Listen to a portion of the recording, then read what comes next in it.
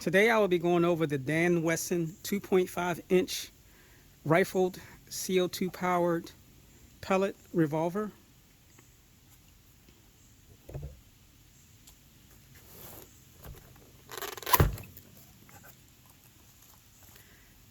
I have opened this up before to inspect it, and I did zero the sights.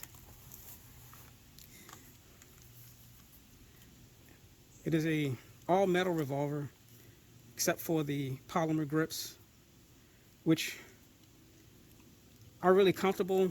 Um, I would say that they'd be more comfortable the larger your hand is, the smaller your hand is, or if you have a hand like mine, um, the way the finger grooves are, they're really hard. They're not rubber like the Gammo. It's a fairly hard plastic. So if you try to grip it kind of tight, it can be a little uncomfortable. But like I say, if you have large hands, you probably won't have an issue with it. Um, this pistol weighs in at 2 pounds, so it is a heavy pistol. And it's, I don't personally own a revolver, but it seems to be really authentic and really close to the way it's made and the way it feels an actual revolver, aside from the plastic grips. The rear portion of the grip here slides back to load the CO2 cartridge. It's kind of nice how it swings up like that. Get it closed. There you go. Here's a double action and single action revolver. The double action pull is 8 pounds, 8 ounces. And the single action pull is 5 pounds, 2.3 ounces. It does have an adjustable rear sight. Safety, push back for safe, forward for fire, and then push it again to open the cylinder. It does have these individual shells shaped like actual bullets that you load the the pellets into.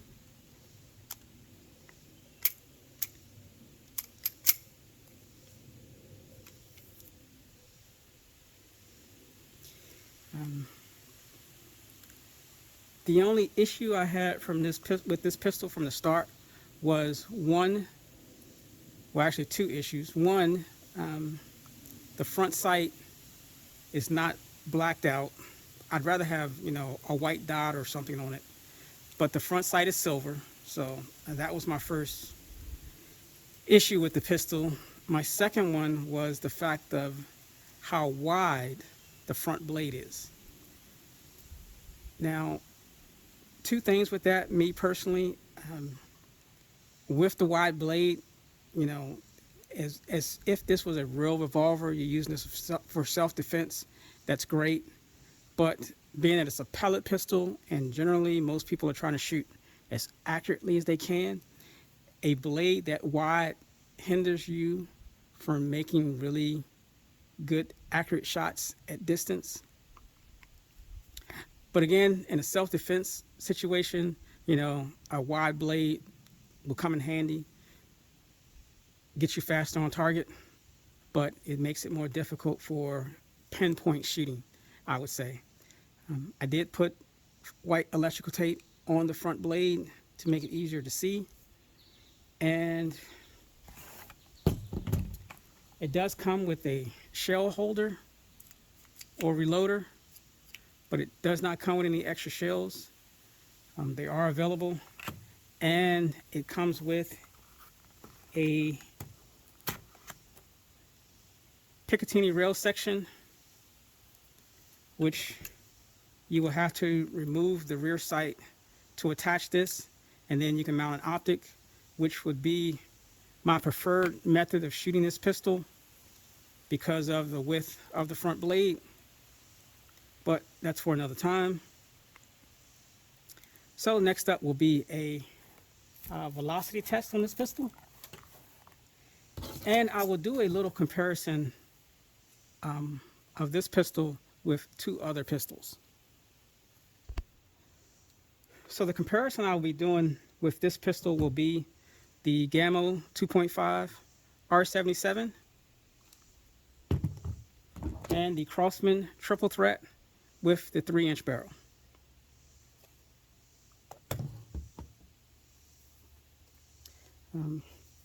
I do want to say that on the Gammo, the trigger pull in double action is 6 pounds 8 ounces, and in single action is 3 pounds 9 ounces. The Crosman, the double action pull is 7 pounds 12.2 ounces, and the single action pull is 4 pounds 7.6 ounces.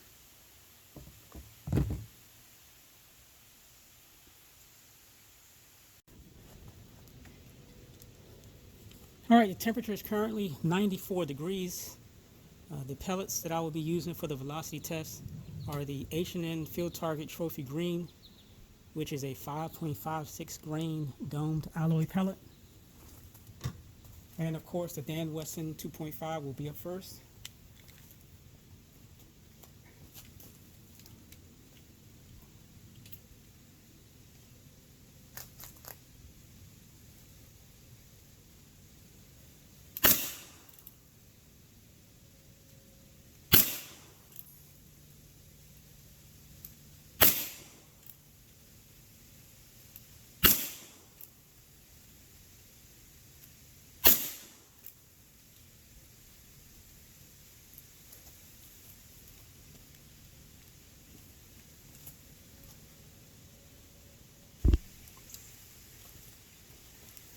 Next up is the Gammo R77 2.5.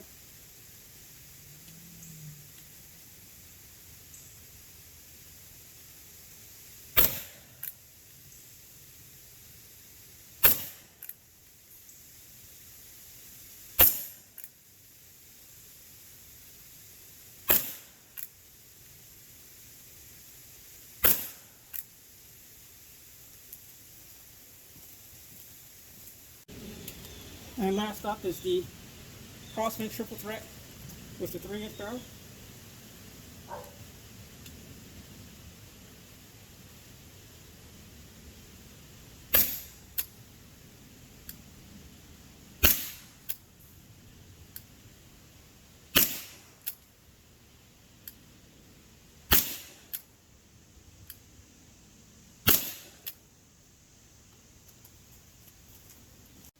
I found the velocity of this pistol amazing.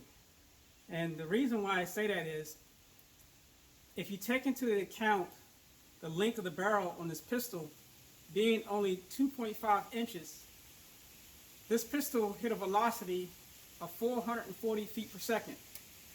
And that isn't even with the lightest pellets you can actually shoot.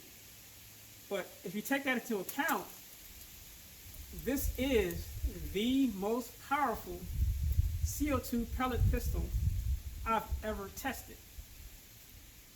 I mean, you got a 2.5 inch barrel reaching velocities of 440 feet per second. I think that's kind of amazing. The box states of maximum velocity up to 425 feet per second. So we definitely exceeded that.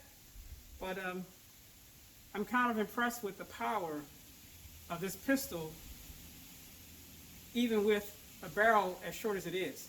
So I'm curious to see what the longer barrel pistols are like when it comes to velocity and power. Anyway, next up is the 10-yard accuracy test. The pellets I'm using are the RWS R10 match pellet, which is a 7-grain lead wad cutter.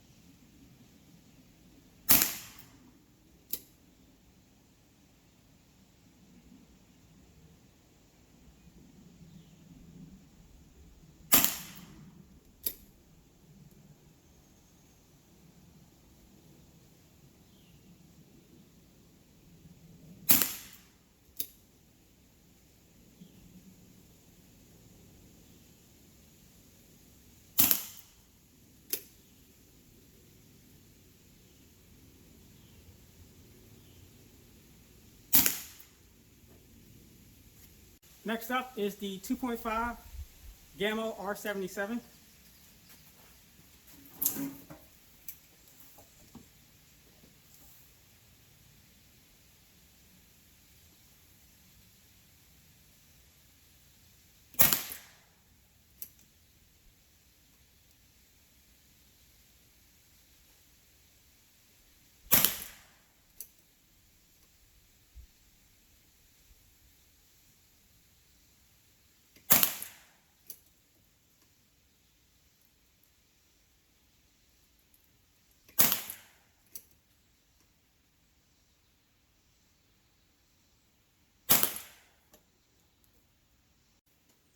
Last is the 3-inch Crossman triple threat.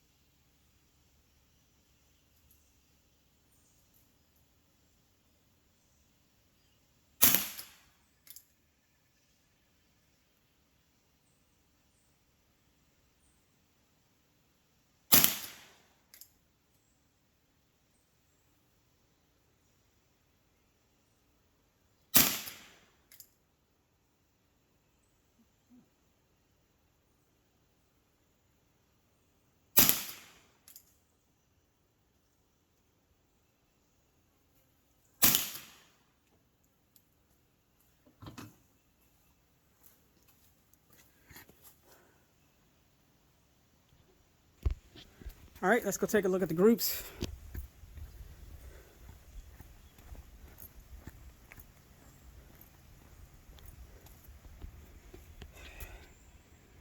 That's the Dan Wesson.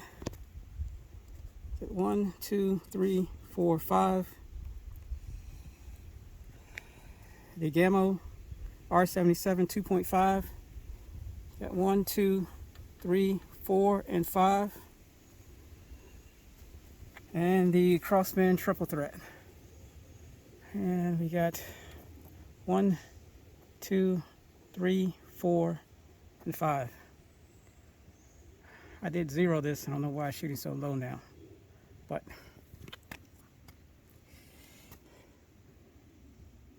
onto the Dan Wesson. I would say that accuracy is not bad considering how wide the front blade is. I do think that I could do a lot better with a dot on this pistol, so that will be what's up next. But there's the groups again: the Dan Wesson, the Gamma, and the Crossman.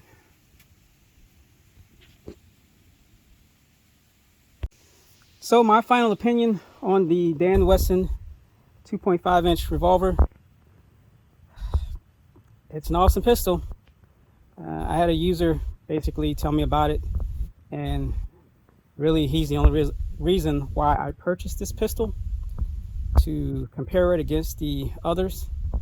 And you know, power wise, really there's no comparison. This thing is just, it's a powerhouse.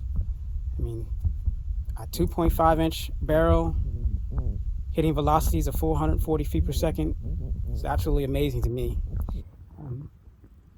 The only advantage I see to the other two pistols is that they have thinner front sight blades and they do hold more rounds. On the other hand, the Dan Wesson is more authentic, being it is a 6-shot revolver. It has the weight, it has the feel, it has the power. We will see exactly what the accuracy is like once we throw a dot on it, an optic, and we'll do some shooting with it. But I recommend it. This is my first day shooting it. I don't know how its reliability, how it's going to hold up, but it's built like a tank, it feels. And yeah, it's an amazing pistol so far. Anyway, that's it for today.